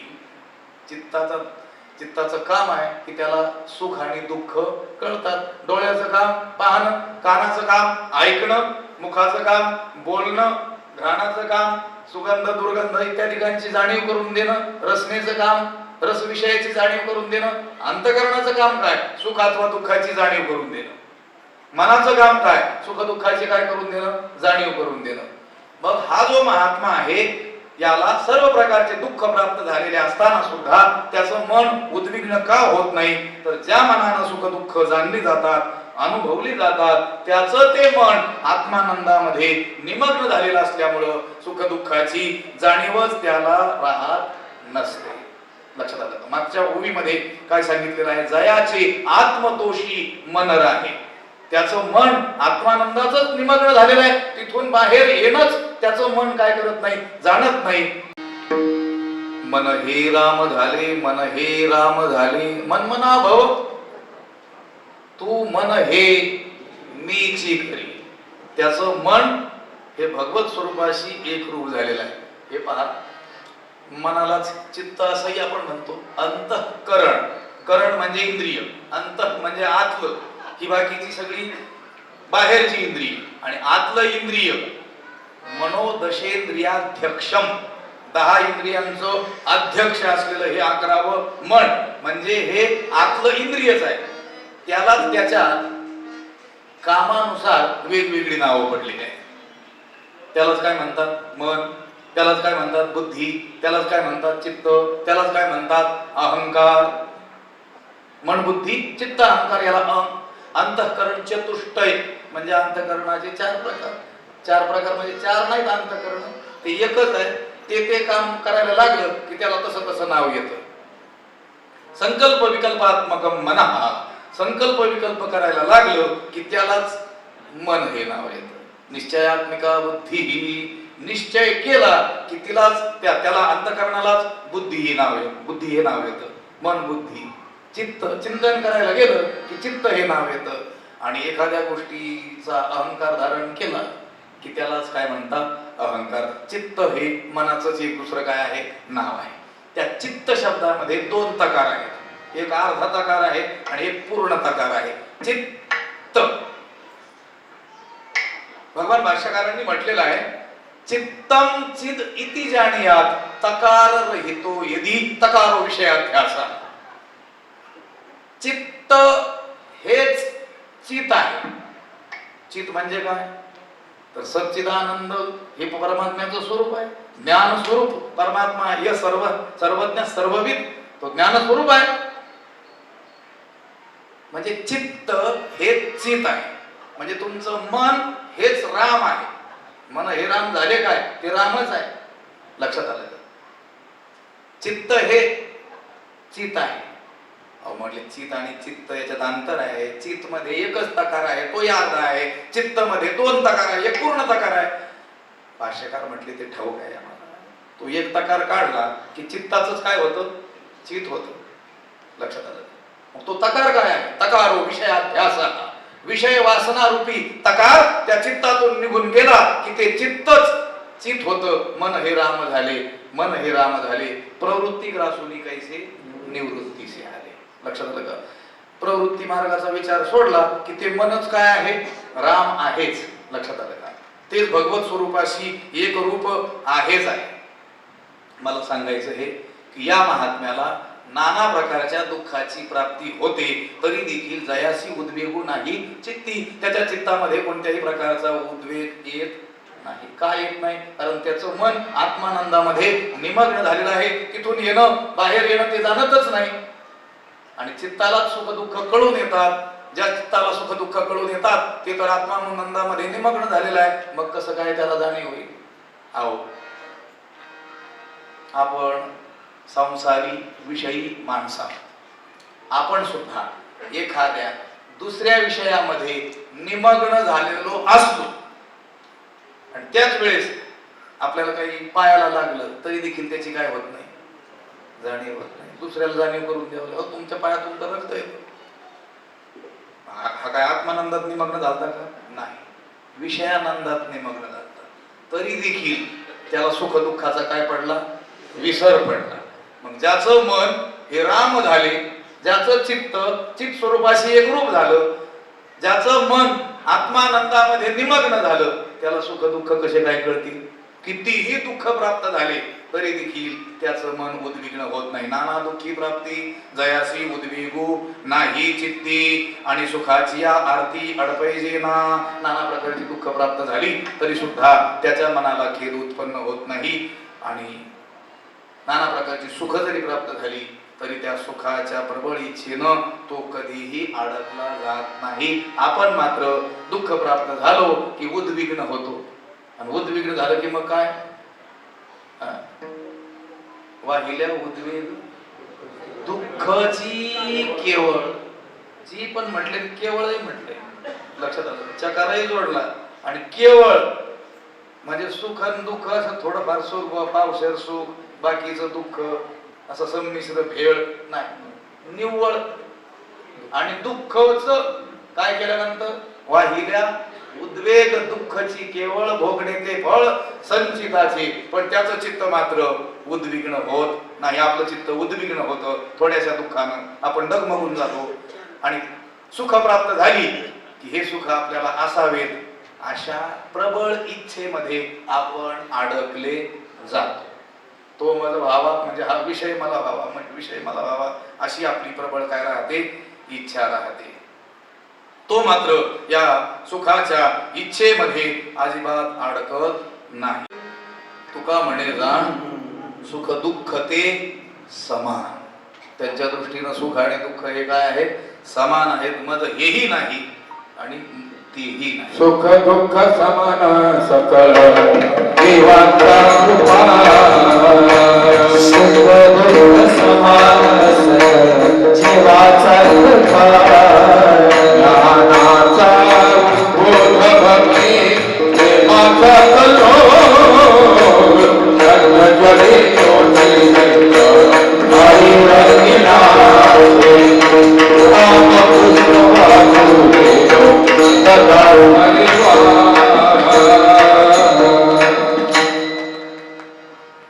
सुख दुःख समान सकळ जीवांचा कृपाळ. नाथ महाराज म्हणतात की ज्याला सुख आणि दुःख हे काय आहे? समान आहे. सुख दुःख ते समान. तुकाराम महाराज म्हणतात आम्हाला देखील सुख आणि दुःख हे कसे आहेत? समान आहेत. एक उदाहरण ज्ञानोबारायांनी दिलेलं आहे पहा.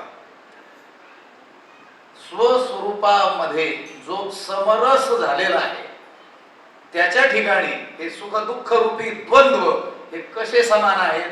तर त्यांनी उदाहरण दिलेलं आहे. पै निद्रिताचे अंगीशी किंवा शेजेशी सापतैशी उर्वशी देवी स्वरूपस्था सरिसी देही द्वंद्वे. त्याच्या ठिकाणी असलेली ही द्वंद्व त्याला ही काय आहेत? समानच आहे.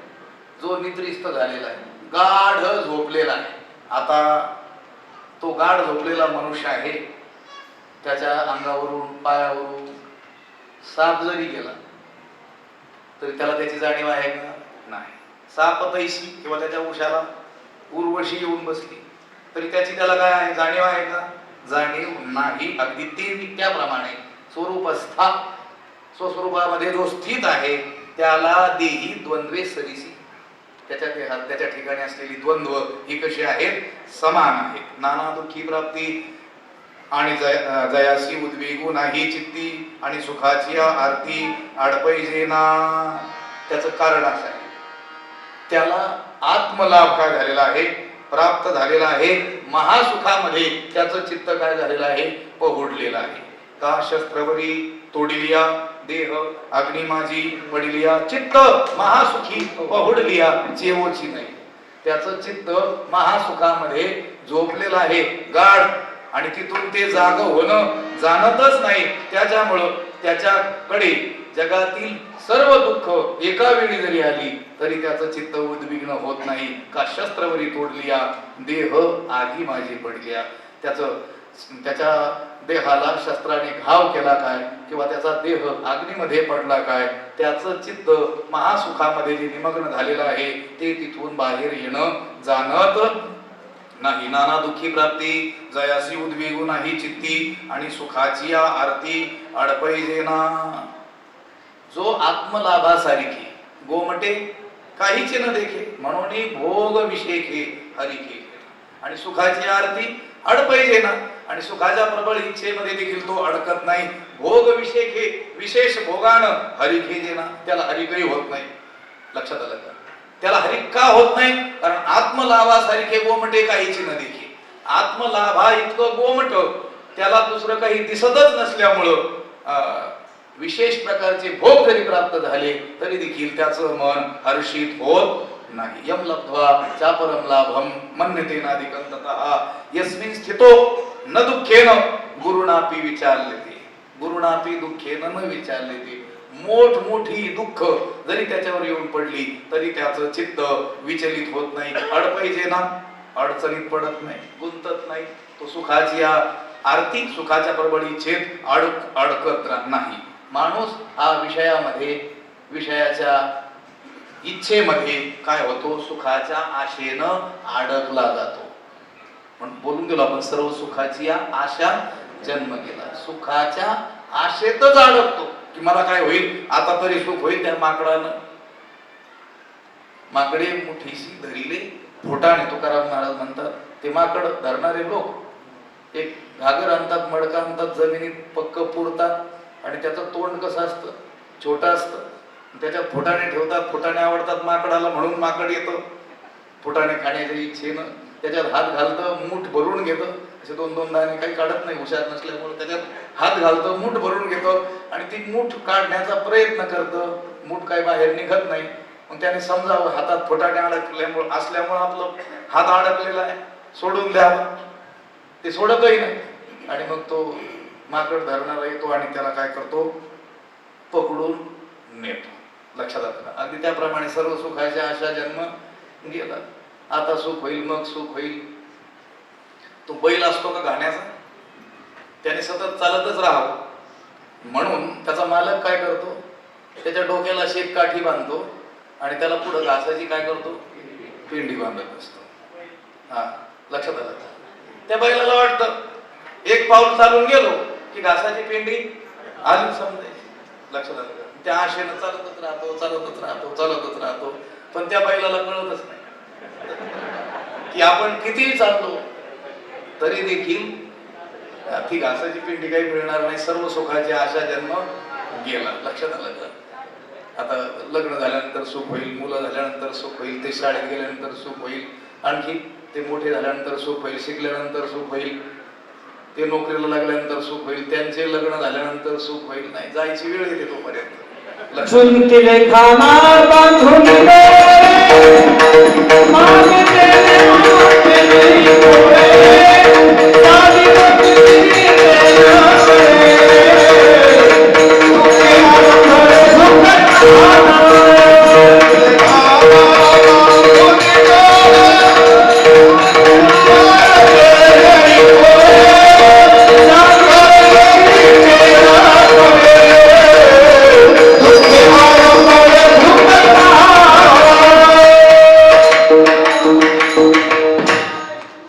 बांधूनच टाकले डोळे त्याचे.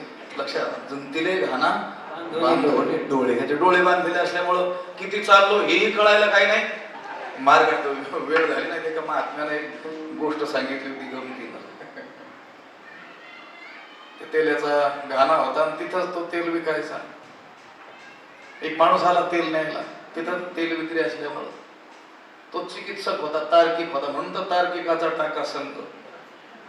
म्हटलं का तुम्ही इकडं पुढे आले म्हणजे माग तो बैल जो घाण्याला फिरत असतो, तुम्ही इकडं आले आणि त्याच्या लक्षात आलं मालक आता पुढे गेले, ग्राहक आलेला आहे आणि तो बैल थांबला तर ते म्हटले नाही मी हुशार आहे, म्हटले त्याच्या गळ्यात घंटी बांधलेली आहे आणि तो जर थांबला तर घंटी वाजायची थांबेल, मग मी परत जाऊन त्याला फटका मारून येईल, पुन्हा ग्राहक करेल. तो तार्किकच होता. तो म्हटला जर तो बैल एका जागेवर उभं राहून असं मुंड घालून घंटी वाजवली तर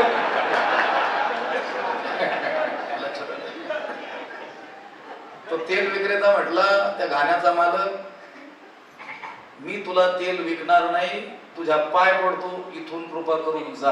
का? हे जर बैलानं ऐकलं माझी पंचायत होईल. म्हटलं असं विनोदाचा भाग झाला. सर्व सुखाची आशा जन्म गेला. लक्षात आलं का? पण हा महात्मा त्याला नाना प्रकारची सुख प्राप्त झालेली असली तरी सुद्धा त्या सुखाच्या प्रबळ इच्छेनं त्यामध्ये तो अडकत नाही की अशी सुख मला वारंवार झाली पाहिजे, पुन्हा मिळाली पाहिजे, मिळालेली सुख टिकली पाहिजे, असं त्याला अजिबात वाटत नाही. त्याला सुख दुःख हे काय आहे, समानच आहे. अर्जुना तयाच्या ठाई काम क्रोधू सहजे नाही आणि भयाते नेणे कही परिपूर्ण तो पुढची ओवी आहे. अर्जुना तयाच्या ठाई काम क्रोधू सहजे नाही. हे अर्जुना त्याच्या ठिकाणी काम क्रोध हे स्वभावतःच नाहीसे झालेले असतात. स्वभावतःच त्याच्या ठिकाणी कोण नसतात, काम क्रोध नसतात. मी बोलून गेलो ही सिद्धांची लक्षण आहे, सहज सिद्ध लक्षण आहे. आपल्याला ती आपल्यामध्ये प्रयत्नाने आणायची आहे. आपल्याला आपल्या अंतःकरणात असलेले काम क्रोध घालवायचे आहे. त्यांच्या अंतःकरणात स्वभावतःच ते काम क्रोध राहिलेलेच नाही आहे. अर्जुना आता याच्या ठाई काम क्रोधू सहजे नाही आणि भयाते नेणे कही परिपूर्ण तो, आणि भयाते कही नेणे तो परिपूर्ण, आणि भय भीती ही त्याला केव्हाच माहीत असत नाही. त्याच्या ठिकाणी कोणत्याही प्रकारचं भय उरलेलं नसतं. हे पहा, काम क्रोध हे सहज त्याच्या ठिकाणी नसतात. ही झाली आत्ताची स्थिती.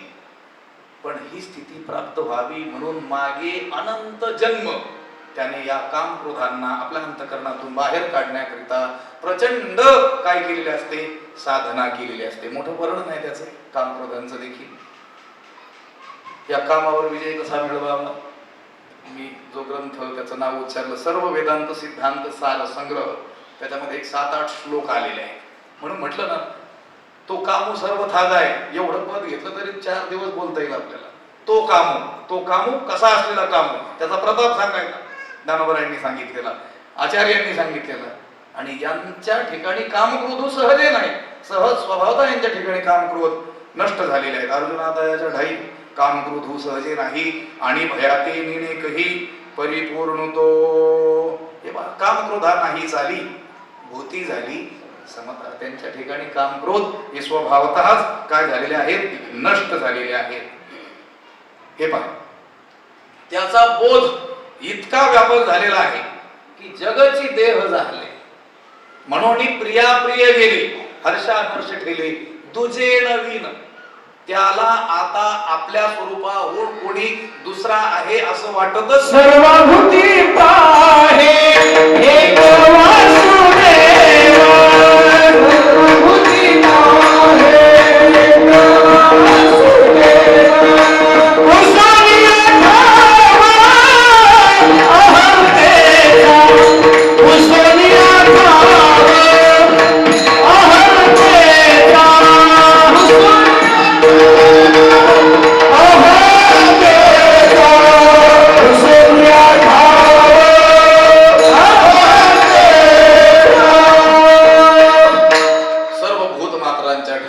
वासुदेव तत्व तो पाहतो. मला सांगायचंय, आपलं आत्मस्वरूपच सर्वत्र आहे, आपल्याशिवाय दुसरं कोणीच नाही, तुझे नवीन दुसरं कोणी नाहीच असा त्याचा बोध झालेला असल्यामुळं येथ भेदू तरी की देखावा, जरी अहंभाव उरला व्हावा तो आधीची नाही आघावाचा विषम काही. आता त्याला दुसरा आपल्याहून दुसरा वेगळा आहे असं कधी प्रतीतीलाच येणार नाही. मग आपणच आपण सर्व आहोत असा जर त्याचा बोध असेल आणि कोणी त्याला क्रोध आणून देण्याचा प्रयत्न केला असेल तर क्रोध कसा येईल. हे बघा, मुक्ताईने सांगितलं की नाही, जीभ दाताने चाविली, कोणे बत्तीशी पाडिली, असं कोणी आहे का? त्याची जीभ त्याच्या दाताखाली आली आणि राग राग हातोडा घेऊन त्याने सगळी दातच पाडून टाकली. हा कोणी चावलं दुसरा तर त्याचे पाडलेले उदाहरण असतील. लक्षात आलं? लोक म्हणतात तुझे दातच पाडीना, दाताने काय केलं कोणच ठाऊक. बोलते जीभ, लोक म्हणतात दात पाडी. पण ज्याची जीभ त्याच्याच दातानं जर चावल्या गेली असेल, चावल्या जाते कधी कधी जेवता जेवता, दुसऱ्या विचारात असलो काही घाईनं जेवत असलो चांगली चावल्या जाते जीभ. असं कोणी आहे का? कोणी बत्तीशी पाडली. अगदी त्याचा भाव तसा झालेला आहे की सर्वत्र मीच मी आहे, दुसरा कोणी नाहीच. तर मग त्याच्या ठिकाणी काम क्रोध असतील तरी कसे? कारण काम अपूर्णतेत जन्माला येतो. आपल्याकडे हे नाही हे पाहिजे असं वाटलं की काम तिथं काय झालं? निर्माण झाला. क्रोध कधी निर्माण झाला? कामाची अपूर्णता झाली, तिथं काय झाला? क्रोध निर्माण झाला. पण ज्याला आपणच सर्वत्र आहोत असा बोध झालेला आहे त्याच्या ठिकाणी कामही नाही आणि त्याच्या ठिकाणी क्रोधही नाही. नाथ महाराजांनी आणखी एक उदाहरण दिलेलं आहे. रस्त्याने आपण चाललो, बाजारात कोणीतरी धक्का दिला ना आपल्याला पाडलं तर आपण काय करतो? त्याच्यावर रागावतो. पण कोणी पाडलं नाही, धक्का दिला नाही, इकडं तिकडं पाहत चालला तोच पडला, आता कोणावर रागवू? इकडं तिकडं पाहतो, लाजून काय होतो? निघून जात असतो. अगदी त्याचप्रमाणे ज्याचा सर्वत्र मीच मी आहे असा बोध झालेला आहे, त्याला कोणी ताडण जरी केलं, क्रोध आणून देण्याचा प्रयत्न जरी केला तरी देखील तैसे नुपजे उपजविता क्रोधोर्मिका, त्याला राग आणून देण्याचा प्रयत्न केला तरी त्याच्या ठिकाणी क्रोधाची उर्मी जागृत होत. रागे भरावे कवणासी आपण ब्रह्म सर्व दिशी, मुक्ताईच म्हटलेले आहे. कोणाला राग भरावं? आपणच जे परब्रह्म स्वरूप आहोत तेच सर्वत्र काय आहोत? व्याप्त आहोत. आणि भयाते निने कही परिपूर्ण तो, आणि भयाला भीतीला तो जाणत नाही, त्याला भय वाटत नाही. हे पहा, भयाचे अनेक प्रकार आहेत पण सगळे भय मरण भयाच्या अंतर्गत आहेत. भोगे रोग भयम, कुलेच्युती भयम, वित्ते नृपाला भयम, माने दैन्य भयम, बले रिपु भयम, रूपे जराया भयम, शास्त्रे वाद भयम, गुणे खल भयम, काये कृतांता भयम, सर्वं वस्तु भयान्वितम, भुवि नृणाम वैराग्यमेवा भयम.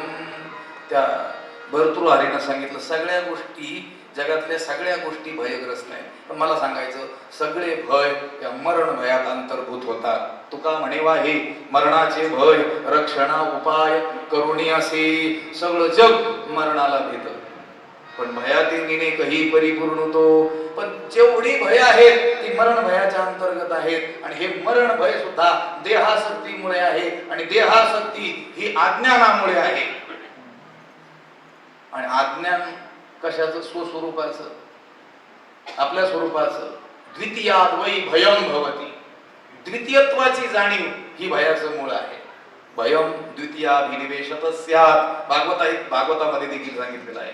भय हे द्वैतातून जन्माला येतं आणि तुझे जवळजवळ घडे तव तव संसार भय जोडे, हे देवा फुले तोंडे बोलती वेदे. आणि तुझे जवळजवळ घडे, आपल्याहून कोणी वेगळा आहे अशी जाणीव झाली रे झाली की तिथं भय काय झालं? उत्पन्न झालं. आणि भयात येणे काही परिपूर्ण तो परिपूर्ण असलेला भयाते काही नेणे भयाला जाणतच नाही, कुणाला भीत नाही. याचं कारण आपल्याहून कोणी वेगळा आहे अशी प्रतीतीच त्याला नाही, आपणच सर्वत्र आहोत असा त्याचा काय आहे? बोध आहे. आम्हा भय चिंता नाही धात, जन्म मरण काही एक झाला इह लोकी परलोक आले सकळी वैकुंठ. हे पहा, एक उदाहरण दिलं. पाणी बुडवू ये मिठाते आणि मिठाची पाणी आते, तेवी आपण झालेली अद्वैते नाशे भय.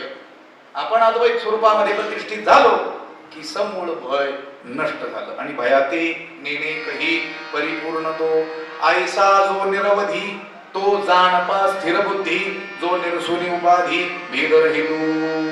ऐसा असा जो निरवधी निस्सीम सीमारहित अमर्याद, जो उपाधी निरसुनी, जो या देहादी संसाराला सोडून भेदरहित द्वैतरहित झालेला आहे, तो स्थिर बुद्धी जाणपा, तो स्थित प्रज्ञ आहे, स्थिर बुद्धी आहे. त्याची प्रज्ञा परब्रह्म स्वरूपामध्ये स्थिरावलेली आहे. हे अर्जुना, अशा रीतीनं तू जाण. ऐसा जो निरवधी, असा ज्याचा व्यापक बोध आहे, अवधी रहित बोध आहे, ज्याच्या बोधाला मर्यादा नाही. माऊली म्हटले की नाही, हे विश्वची माझे घर, ऐसी मती दयाची स्थिर किंबहुना. फार काय सांगावं, चराचर आपण झाला, सगळीकडे मीच मी आहे, मी सोडून दुसरं कुणीच नाही, असा अमर्याद बोध ज्याला प्राप्त झालेला आहे, तो स्थित प्रज्ञ आहे.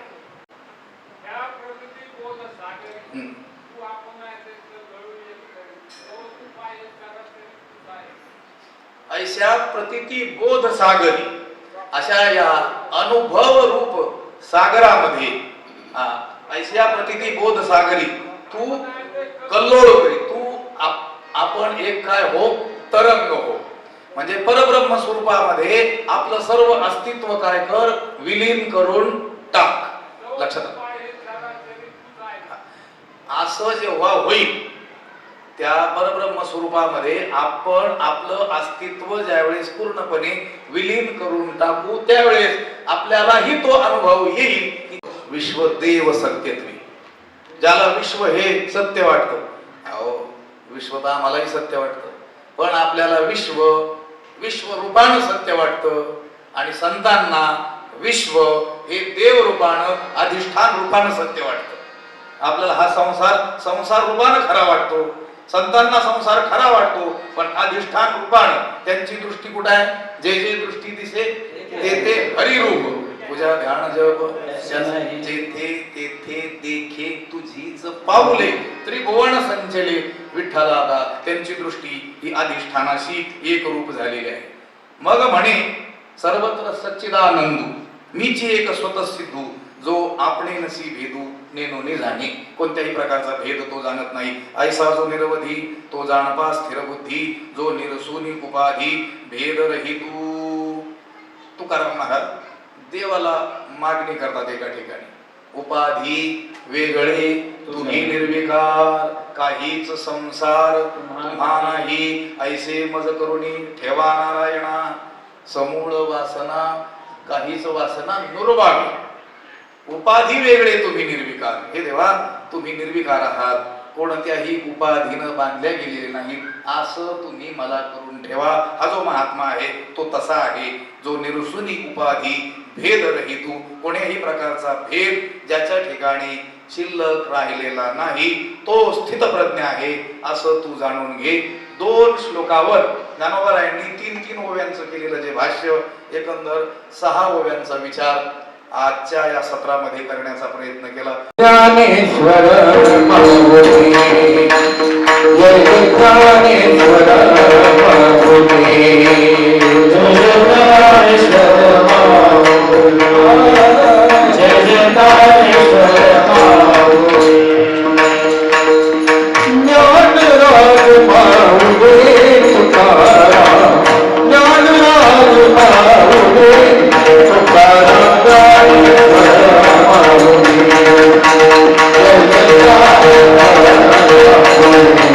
Thank you.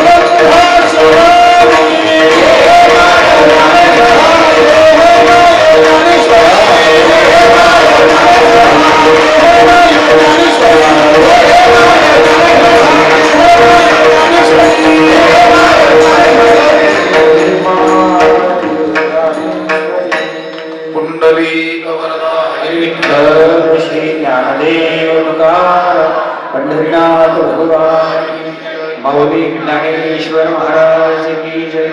जगद्गुरु तुकाराम महाराज की जय. शांती ब्रह्म एकनाथ महाराज की जय. आज आपल्या चिंतन सोहळ्याचा आजचा हा दुसरा दिवस खरोखरच सर्वांना अधिक मासानिमित्त खूप चांगलं असं श्रवणाचा या ठिकाणी आपल्याला सर्वांना अतिशय चांगल्या पद्धतीने या ठिकाणी आपण सर्वजण स्वाद घेत आहोत. या कार्यक्रमासाठी आपण सर्वजण या ठिकाणी आलात. प्रथमतः मी आलेल्या सर्व माऊली भक्तांचं या ठिकाणी स्वागत करतो.